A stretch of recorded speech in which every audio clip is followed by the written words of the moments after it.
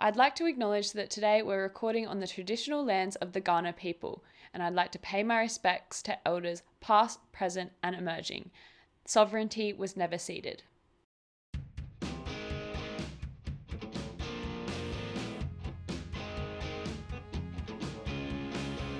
You're listening to Unqualified and Unafraid, the podcast where I interview young emerging creatives in Adelaide about just going for it and pushing through self-doubt. Chantal Leonhardt is a watercolour and illustration artist from Kangaroo Island. At just 20 years old, she opened her own studio and art gallery, Bloom by the Ocean.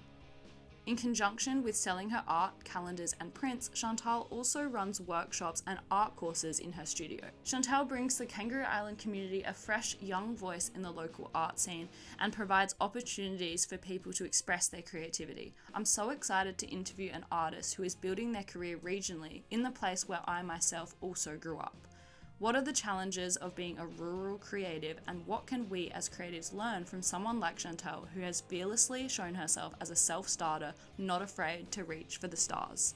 When was a moment where you felt unqualified, but you chose to be unafraid? I feel like I honestly feel unqualified all the time because I'm constantly pursuing goals that are bigger than what I'm qualified for. And so I'm always kind of going that next step, pursuing bigger dreams. And so I'm always feeling like stereotypically unqualified for what I'm doing. But you have to go in, I don't know, you have to go into it unafraid. Otherwise, you're not going to be able to stand up for yourself when like adversity hits or small lessons come along the way or problems. You have to be, I don't know, unafraid when you're going into something that you're taking risks or anything. Specifically, probably the most unqualified I've ever felt was when I opened up my own little art gallery at 20, and I didn't have like any experience or connections, or like I didn't have a fancy degree. I didn't even practice art at the time. So it was like, why are you even doing this? You don't even practice art or anything. Right. And so I feel like there was a lot of, I don't know, questions just with myself and like other people, like saying, oh, you can't really do that because you're not even practicing art.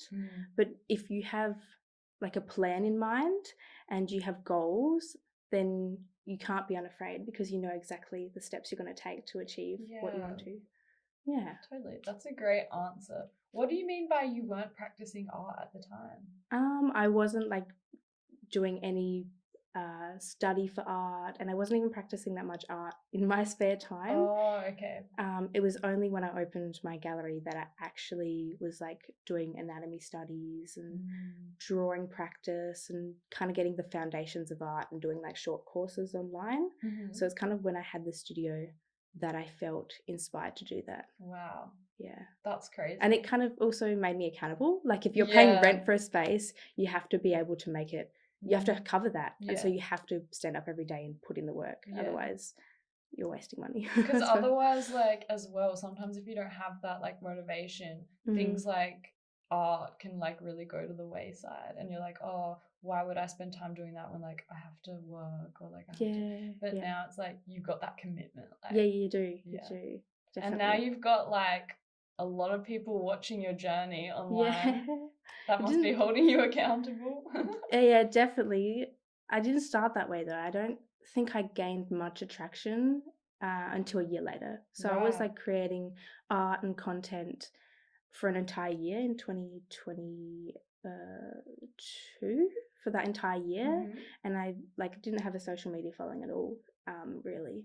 So only people that kind of knew me in real life and occasionally followed me through social media. If one of my posts gained a little bit of attraction, but really for that entire year, I didn't really have anybody watching me.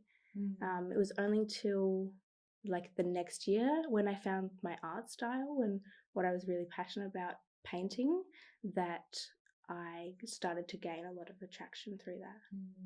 Cool. Yeah. I think it might be helpful if you introduce yourself to listeners and your age and like what your main like interests and craft is. Yeah. So I'm Chantal Leonhardt, and I opened my own little art gallery nearly 2 years ago. I'm 22 years old and I have my own little art studio on Kangaroo Island called Bloom by the Ocean, and it's kind of where I have my art gallery, my studio, I run workshops, kind of getting into a bit of book illustration at the moment. And yeah, I kind of would describe my art style as well as being kind of like whimsical portraiture that inspires you to connect to like your inner child and pursue your dreams. That's kind of what my mission is. I want to inspire other people to take the risk and go after what they're passionate about and kind of what they love as well. Love that. We're so aligned. Yeah. So tell me the story of like how it all got up and running. Like, how did you find the space? Like, when did you have the idea and think, I'm going to do it? We need to go back a little bit before 2022 when I was studying uni kind of full time, and I changed my major nearly 5 times. Wow. I didn't really feel fulfilled in any of what I was studying or anything. Kind of felt like very lost. And I felt like what I was paying for my uni degree wasn't kind of returned to me, especially because I was doing it all online. And so I was not in a very good place during that year. And kind of towards the end of it, I was like, I have to change something. You know, it has to be something that I want to build, something that I love and I can sustain myself off for the rest of my life. And I can keep growing, because I feel like any of the uni degrees I was kind of studying weren't going to be able to do that for me. And I could see like in 10 years, 20 years that I would want to change my degree or my course. So I feel like I was like, that's it. I have to do something that brings me joy and passion for the rest of my life, and something that I can commit to for that. So that's kind of why I decided to go into art. And I actually found the space through a friend who was going to rent it out, and it just didn't suit what she wanted or what she needed. And yeah, at the time, my grandma obviously sells her birdhouses and was like looking for a place to put her birdhouses. And I just wanted a space that if I was going to do art, of course I would stay committed. And I wanted a space that I could kind of also film the process and the behind the scenes, so I could take other people along the journey with me as well, inspire them as I did it, and the lessons that I learned along the way. And that's kind of how I found it and how I got started. The first week, I think there was one moment where I was like, I felt afraid. There was like one night when I was going to bed and I was like, what have I done? What decision have I made? Like, I'm not going to be able to, financially pay the rent each week. Or like, there was one moment, lots of outside opinions as well got to me. Like you're unqualified, or like, do you really know what you're doing? Do you know how hard this is to run a business, especially in the art sector and on an island? Like, do you know what you're doing? And I feel like in my head, I knew what I was doing, kind of. Like, I kind of had a plan. Even though I didn't have the knowledge or at the time, I knew how to get it and knew how to move forward and everything. It's like an intuition, I feel like. Yeah. And it's hard to explain that to people when they don't know exactly what your dreams and goals are. And even telling people your dreams and goals, they're always going to have an opinion on it. So I kind of like to keep that to myself until I know exactly the plan I have, and then I'm open to telling people about it and everything, because otherwise the opinions are just going to change. I think that's like particularly rife in small communities as well. Like, anything new. Exactly. Everybody has their say. Yeah, you would be definitely feeling that. Like, I remember when my parents like bought the business over there, and like everyone was telling them what they should do, like do fish and chips, and like people just don't get it, and everyone thinks that they're an expert on like what the town needs or something. Yeah, for sure. Yeah, you just got to stick with where you want to go. Like, if you want to specialize in something, or you want to do social media, or you want to do a specific thing, then you have to like stick to that and not listen to other people. Definitely. So that kind of leads into my next question. How did the community first respond when you opened it up? And like, have you found that Kangaroo Island has been as a whole like really supportive, or Yeah, definitely found I have so many lovely people that will come and support me. Like every time I like launch my 2024 calendars, they'll be there. Every time I have like an exhibition, they'll come and visit, which is so nice. For like having a small group of people that like in community that have followed my entire journey very from the beginning, and they love supporting small businesses, and they love seeing I guess young creators go out and pursue their dreams, and so they're very supportive of like what I do, and it's so nice to like see them even like liking posts on social media or just coming into the shop or anything to talk to me or anything.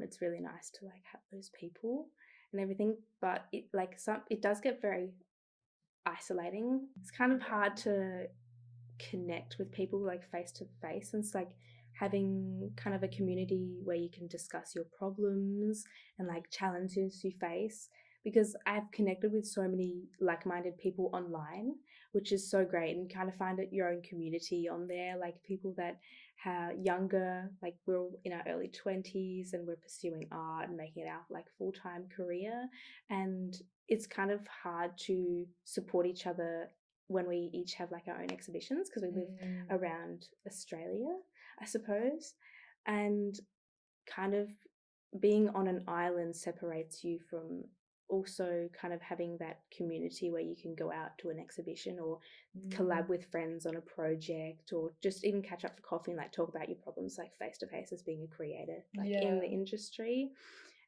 Also that like there's probably the other thing is there's not as many facilities on the island to pursue a creative career. Like you've got to fund everything yourself. Like if you want that equipment, you've got to buy it. Like you can't just go down to like a pottery kiln and fire your pieces in the city. Like you've got to like fund that all yourself. Or like if you want to practice and extend your skills, you can't just go to a short course in like uni. You've got to kind of learn everything yourself. So it's kind of isolating in that you can't just go to the next facility or the next something that has what you want to learn or anything like that. It's kind of separates you. Everything is like super DIY. Yeah, absolutely. You've got to either learn it online or you've got to make that trip to the mainland.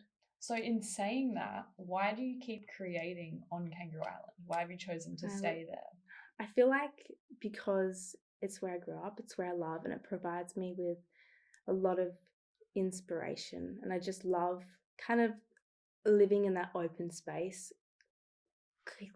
Almost like is a sort of meditation in itself, where you can be yourself without having the pressure of all the different types of people around you.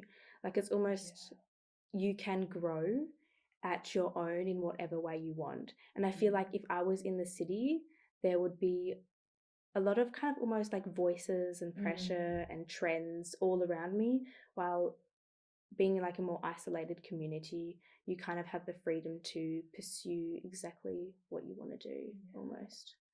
Not to keep going back to like the concept of like intuition, but like I do feel like with creativity, like that is such an important part of it. Like, and I feel like that thrives the most of like when you're in nature and like things are just quiet and you can hear like your voice clearly and like you can hear your wants clearly. But when you're in like an environment with so many distractions, it can really like it can like make you not as focused or not as clear of what you actually want. Absolutely, especially when there's so many like if you're like in a almost like a university setting, you've got like deadlines, or if you've got like a full-time job, you're constantly thinking about like other things, and like even like social settings, if you're like a huge social life in like a city or a kind like a bigger town, then you've got kind of that pressure to deal with as well. While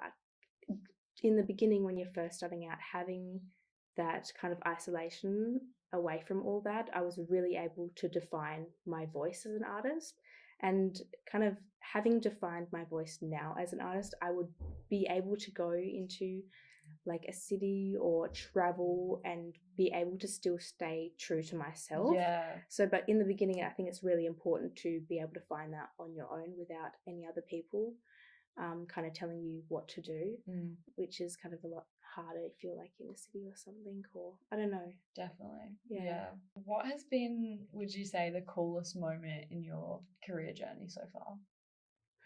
I think when I had like a famous almost creator like reach out to me and want to collab on a project. Wow, I think cool. like every time someone, even if they're not famous, if they're like want to collab and want to hire me as their main illustrator for a book or a massive big commission painting, I'm like, whoa, okay, you've chosen me for this project. That's very special that you like my art so much that you want to be able to work on this project together, and something especially because it's so special to them, and so they have to find the right artist that's going to be able to carry out their vision. And so being able to be that person, I always feel so special to kind of work on that with them. Yeah, that's so cool. How would you, well, I guess you kind of already described like your art style a bit, but maybe if we could go into more depth, like about what you like to work with and like I've tried a lot of different mediums. And what your favorite thing is also like to paint. But so I actually started out doing pencil portraits like when I was very young. And so it's just like black and white, very realistic, not much creativity. Then I went into watercolor when I first created my like animal portraits, and I fell in love with watercolor, and I fell in love watching people do watercolor. And I remember seeing like my favorite like artist like Kellogg Sloops and his ability to control watercolor. I was like, once I saw that, I was like, I have to work so hard that I want to be able to control watercolor like he does. And so I just fell in love with watercolor. But I also did take a break from it, kind of just, experiment with other mediums, see if I like something else. And I did go into oil for quite a while and created quite a collection of oil works. But they just, as you were saying with intuition, they just didn't speak to me like watercolor does. So although I'm like very good at oil painting and I have built up the skills for that, I always go back to watercolor because I feel like it best suits what I want to convey as an artist. And I feel like you have to go back to that medium that speaks to you to the most and what you want to paint with and everything. So I feel like my art style is very kind of dreamlike, like whimsical, lucid. And so I'm not able to achieve that with other mediums as well as I am able to with watercolor, because you can get that transparency, you can get that lucidness and that kind of like dreamlike, I don't know, haze to it and everything. Things aren't like as opaque. It's like blurred. The lines are blurred. Like I do like to paint a lot of realism with watercolor, which is not something you see that often because it's very difficult to do and like kind of control. And so I've kind of built up that skill over the 2 years that I've been practicing art. But it's kind of like this contrast between the realism of the portrait and the kind of the whimsical nature that's surrounding the portrait, because I like to include a lot of literature texts in my works. There's kind of different meanings and what they convey in the story, and also kind of like lots of different animals and flowers and just kind of nature surrounding the portrait, and kind of being able to tell a story with all the different elements combined. So it's kind of like that contrast between reality and kind of the dreams that surround us. So kind of every one of my pieces is all about, I don't know, sometimes going from dreams to a reality in some sort of type of sense. It's kind of like the concept I like to play around a lot in my work, because I feel like we're all dreamers inside, and we always have, even if we don't know it yet, we all dream of something, and being able to bring that to a type of reality in our life, even if it's only small. So even if it's not conscious in my work that you see it straight away, subconsciously that's what I like to convey in my work. Compared to like when you were growing up on Kangaroo Island, do you think that the kind of landscape has changed in the sense that there's more opportunities now, or like is art, would you say, more encouraged to young people? Or I guess I want to know like how you felt growing up as a creative person. Did you feel that there was like much available to you? I feel like that's what I want to see as a change. So like I love doing, every school holidays I'll put my kids workshops on to kind of encourage kids to do more art, because as you probably know, if you don't play sport on the island, you don't have much of a social life. It's like you have to play sport and everything to get that kind of community and everything. So there's really kind of a lack of the art sector for young children. And so when I was first opening up my gallery, I was like, I really want to open up opportunities for like younger kids, especially in the teenage years, to like, if they have a passion for art, they can come and learn, practice their skills, because it, especially in school as well, it's not really, I don't know, as encouraged as much as like the other subjects, and it's Yeah. not, you don't really learn much, I found, in art. Like, you don't really learn much about perspective or color, or I feel like that's really lacking in like school. So I feel like if you are passionate about art as a kid, then I want to teach that in the community. Yeah, that's Yeah. so nice. And I also think that that's another reason why it's like nice that you've stayed on Kangaroo Island too, because like if all the creative people as well like leave, Yeah. then like no one's there to actually make that change for like the next generation. Yeah, absolutely. Because it is all about like the next generation. Like, if you don't support the young kids that love creativity now, even like, I don't know, myself being a young person, if there's kind of no support shown, then they're just gonna leave. Do you have any advice for young artists who are thinking that they want to actually start like taking their art seriously and maybe start doing commissions and stuff? Like, do you have like one piece of advice that you would tell them? I would say, yeah, absolutely go for it, and just start small. Like, start small.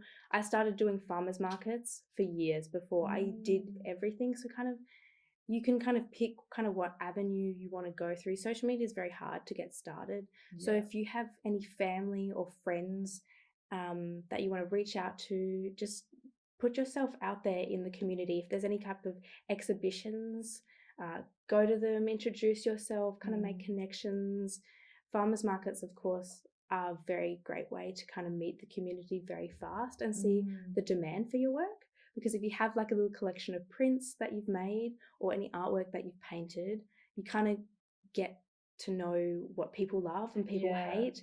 And I'm not saying that you should base your art off what people love and people hate, because you're always going to find your community no matter what art style you have. So that's kind of a big advice I have as well. You should never try and change what you love based on the trends and what's currently fashionable, because if you can stick to what you love, then people are always going to find you and they're always going to see what you love and what you're painting, and that's going to always shine through. So yeah, just putting your self out there kind of slowly. You can do farmers markets, go to exhibitions, kind of introduce yourself, creating even a social media, and just even having the people that you know follow you. I know that's kind of hard sometimes because people are like, oh, I'm cringy or whatever, but like people don't care. Also, the people that you least expect to support and follow you will support and follow you. Cool. It's like so weird. Like, I don't know, people that I would be like, oh, they'll judge me so bad, are like my biggest supporters. Wow. So you never know. You never know. You just have to put yourself out there. If you have a dream that you want to pursue and achieve, you have to put yourself out there to take risks, and you have to grow as a person. Speaking of like modifying art style to like suit the demand, do you find yourself having like a certain particular type of like theme or art that you kind of do often to like appease? Like, is there a certain thing that people really like to buy like at the markets where you're like, oh, this isn't really my favorite thing to paint, but like I'll do it because like people like it? I used to follow, I used to think like, oh, this specific elements in my work is going to make me go viral, and this type of art I know is going to attract a lot of attention. But I can't do that because then I'm going to have a group of people following me for the wrong reasons. And so I'm going to be able to build up this community, and it's not what I want to do. There's no longevity. That's right. You have to create work, even if at the beginning it's not gaining much attraction in like the face-to-face world or the social media online. It will. Like, you have to be patient, and if it's what you love, it's going to shine through and the people are going to find you. Even no matter what you create, if it's the weirdest art ever or if it's like more generic art, and you're not getting any attention, even if that's in person or social media, it just takes time. So now we're going on to the rapid fire questions. Okay. Except I'm really bad at this because they never end up rapid fire because No. I always want to have a chat. What's the best and worst thing about Kangaroo Island? The best thing is being able to go out whenever you want and be alone and be surrounded by nothingness and be surrounded by so much inspiration. Honestly, the best thing as a creative. And the worst thing is probably that itself, in that it's so isolating. And as I said before early in the interview, that it's so hard to kind of connect with like-minded people that are your age. So when you're not in your gallery, where are we most likely to run into you? Probably out and about doing things like farmers markets. Do you have something to prove? Do I have something to prove? I think more than anything, I want to prove it to myself that I can do this. Yeah. Because like at the moment, I probably not at the stage where I could say I'm a full-time artist and be able to sustain myself fully. Like I'm so close, and every month it's so kind of inconsistent and everything, because I have like probably built myself up, like I think it's 10 different income streams that come and go throughout the year. So 4 months are like market season, and then of course right before Christmas, busy commissions, and then during winters probably very long projects. And then I've got an exhibition coming up in January, so that's kind of another one. And I do a bit of social media work now as well, so that brings a different kind of income streams. But they come and go all the time, but kind of having each one of them, I always have something to work on and everything. Shout out another South Australian creative who you admire. Okay, I recently followed back someone who followed me in the beginning, and I saw their work and I thought that is so cool. Mallory Leckie.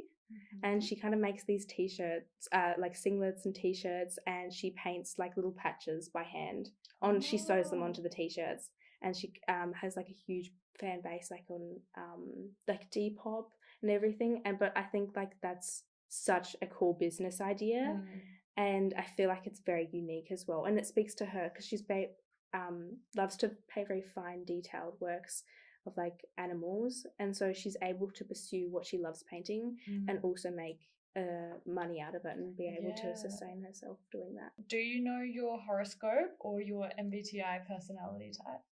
I don't know my horoscope. Leo, is that what you mean? A star sign? Yeah. Okay. Yeah, Leo, born on the first day of the month, and my last name is also Leonhardt. Oh so I feel God. like I feel like I have a lot of lion symbolism in me. So I don't know what all those three mean together. I'm also a Leo. But it's just sometimes it's too much, Too much lion, too much bravery and for passion. sure. And my Myers-Briggs. Yes, is I've been told different ones, but the most like common one is like INTJ.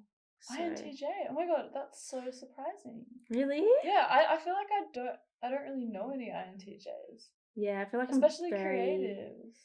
I feel like I'm very serious, and I overthink a lot. So it's very hard for me to kind of connect, like besides from my work that I put my feelings into. So it's very hard for like communicate emotions, and very highly organized. So I will have a plan for everything, and I feel like that's good sometimes as a creative. I feel like a lot of creatives almost get lost in what they do, and they don't have a plan and how they can live off that, or how they can so true what goals they have. So I feel like being an INTJ, I can bring in my planning, my goals and my strategy, especially with social media. Like I will have to plan like posts ahead if I want to launch like my calendar in September. Yeah, that's so interesting because I always think about that as well. Like the amount of creatives where it's like, I think a lot of time the creative brain can be quite scattered, and like a lot of people who are just like super talented never get anywhere because they don't have the skills to like organize themselves and like for business. Yeah. And absolutely. like, so I think it is special when you kind of have like a talent for two. Yeah, I think you can teach those skills definitely though. If you put in the effort to kind of organize, grow your organization skills, you can definitely adapt those skills. Like I feel like you're not limited to a personality type Yeah, that you've been given definitely. or your horoscope or anything. You can Yeah. definitely, if you want a certain trait in yourself, you can definitely be able to teach yourself how to do that. Yeah, totally. Fight, flight, or freeze. Honestly, I would Or freeze. freeze. That's me. I would You be would like, do nothing. I would be overthinking the flight or the fight, and so I would be What like do I do? overthinking, and I'd just be frozen there. Absolutely, that's me. Oh my god. Dream collaboration and why? Yeah, okay, dream collaboration, I've got it. I feel like being able to have an interactive exhibition where my work is alongside some of the people that I look up to at the moment, and like creators like myself who have like done it themselves and kind of pursued art um, um, sort of independently of galleries or university or anything like that, being able to have like a interactive experience and exhibition with some of my friends that I've made along the way would be a really cool collaboration. So I'd love to know, do you work also outside of art as well? And like, how do you kind of, and if you do, like, how do you balance that and like find the time for everything? Yeah, I've had multiple part-time jobs while opening up my art studio, and so it's very hard to kind of always trying to find jobs that kind of don't interfere with my schedule. So it's either like night work or just one day on the weekend, kind of to kind of be able to count on income that comes in every week. And if I go to my part-time job, I try hard to shut my own business out of my brain. Like I'm here now, and sort of like it's almost like a break, kind of, because a lot of the jobs, like it's customer service or hospitality, and so you have to be in the moment. So it forced me to stop. But yeah, I'm trying really hard at the moment to keep my gallery work at my gallery. Where do you get your belief in yourself? Did you have parents who were super supportive? Did you have parents who ran businesses? Or like, yeah, I want to know, like, did you have a moment one day where you realized, like, I'm fucking awesome? Yeah, definitely my parents are both very, very hardworking, and they own businesses and are very entrepreneurial in that sense. But you have to, I don't know, believe if you have if you have big goals and you have big dreams and you want to achieve them in your near future, you have to get up every day and do the small tasks in order to get there. And I feel like the belief in myself and a lot of people ask me how I stay so motivated, get up every day, because I have big dreams that I want to achieve. And I know I'm never going to get there unless I put in the work today. Yeah. And it's also, if you put in so much work already, looking back, you're like, I have to do it for my past self. I have to do it for my younger self because I want to achieve that dream of like being a full-time artist or being able to do a certain project or collaboration. And so being able to achieve that dreams, you've got to do all the small steps along the way. And everybody's journey is going to be completely different. So do you have anything new and exciting coming up for Bloom by the Ocean in the near future?